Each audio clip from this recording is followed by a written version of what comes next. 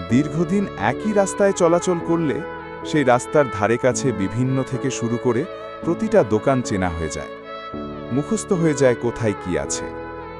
দীর্ঘদিন একই জুতো পরার পর হঠাৎ আরেকটা জুতো ভুলবশত পায়ে দিলেও দেখার আগেই টের পাওয়া যায়, অনুভব করা যায় জুতো জোড়া অন্য কারো।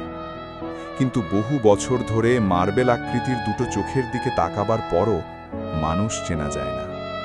মানুষ চেনা অসম্ভব, একেবারেই অসম্ভব। কারণ রাস্তা বদলায় না, দোকান বদলায় না, বদলায় মানুষ। জুতো চুপচাপ পায়ের মাপে নিজেকে গড়ে নেয়, কিন্তু মানুষ নিজের মাপটাই লুকিয়ে রাখে। আমরা কণ্ঠস্বর চিনে ফেলি, হাঁটার ভঙ্গি চিনে ফেলি, হাসির শব্দ শুনেই বলে দিতে পারি এই তো সে। তবুও ঠিক সেই মানুষটাই কোনো এক সন্ধ্যায় অচেনা হয়ে যায়। মানুষের ভেতরটা আয়নার মতো স্বচ্ছ নয়, বরং সমুদ্রের মতো গভীর। উপরে শান্ত, নিচে ঘূর্ণিঝড়।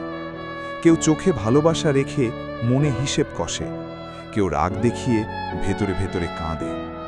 সবচেয়ে বড় ভুলটা আমরা তখনই করি যখন ভাবি আমি ওকে চিনি। আসলে আমরা চিনি তার অভ্যেস, চিনি তার বাহ্যিকতা, কিন্তু তার নীরবতার ভাষা, তার লুকোনো ভাঙাচোরা, তার অপ্রকাশিত ভয়, সেগুলো অচেনাই থেকে যায়। এই পৃথিবীতে রাস্তা চিনে নেওয়া সহজ, জুতো চিনে নেওয়া সহজ, কিন্তু মানুষ, সে প্রতিদিন একটু একটু করে বদলায়, নিজেকেও লুকায়, অন্যকেও দেখায় না পুরোটা। তাই হয়তো মানুষ চেনা কঠিন নয় শুধু, মানুষ চেনা মানে অজানার সামনে দাঁড়িয়ে থাকা।